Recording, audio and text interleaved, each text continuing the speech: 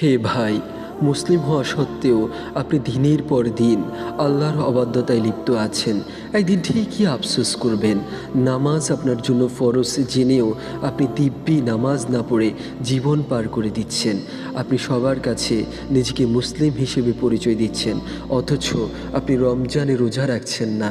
কথায় কথায় আপনি মিথ্যা বলছেন, মদ সিগারেটের মতো হারাম বস্তু খাচ্ছেন, জুয়া খেলছেন, জিনা ব্যভিচারে লিপ্ত হচ্ছেন, মানুষকে কষ্ট দিচ্ছেন, কথায় কথায় গালি দিচ্ছেন, গীবত করছেন, চুরি করছেন, সুদ ও ঘুষ লেনদেন করছেন, মানুষের হক নষ্ট করছেন। এভাবে প্রতিনিয়ত একটার পর একটা গুনাহ করেই যাচ্ছেন। হে ভাই, আর কত গুনাহের সাগরে ডুবিয়ে রাখবেন নিজেকে? আপনার রবকে ভয় করুন, আল্লাহর ক্রোধকে ভয় করুন। আল্লাহ সুবহানাহু ওয়া তাআলা সূরা আল ইমরানের 102 নং আয়াতে বলেন, হে ঈমানদারগণ, তোমরা আল্লাহকে ভয় করো যেরূপ ভয় করা উচিত, আর মুসলিম না হয়ে মৃত্যুবরণ করো না। হে ভাই, মৃত্যুকে ভয় করুন, পরকালকে ভয় করুন, জাহান্নামের আগুনকে ভয় করুন।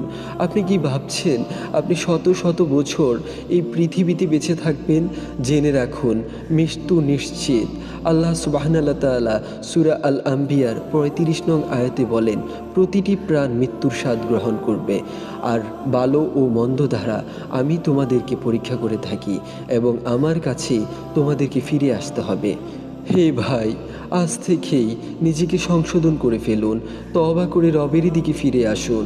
যখন আপনার সামনে মালাকুল মাউত চলে আসবে, তখন আর তওবা করার সুযোগ পাবেন না। আল্লাহ সুবহানাহু ওয়া তাআলা সূরা তাহার 82 নং আয়াতে বলেন, যে ব্যক্তি তওবা করলো, ঈমান আনলো, নেক কাজ করলো এবং হেদায়েতের পথে অবিচল থাকলো, আমি অবশ্যই তার প্রতি ক্ষমাশীল।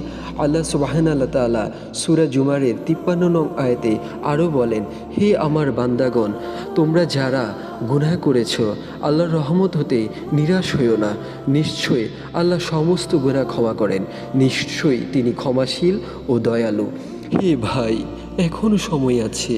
হে ভাই, এখনও সময় আছে। তওবা করে রবের কাছে ফিরে আসুন, নিয়মিত নামাজ আদায় করুন, গুনাহ থেকে নিজেকে দূরে রাখুন, হকের পথে চলুন, কোরআন এবং সুন্নাহ অনুযায়ী জীবনকে পরিচালিত করুন। হে ভাই, আপনাকেই বলছি, হে ভাই, আপনাকেই বলছি, মালাকুল মউত আপনার কাছে আসার আগেই আপনি ফিরে আসুন আপনার রবের কাছে। আসার আগেই আপনি ফিরে আসুন আপনার রবের কাছে।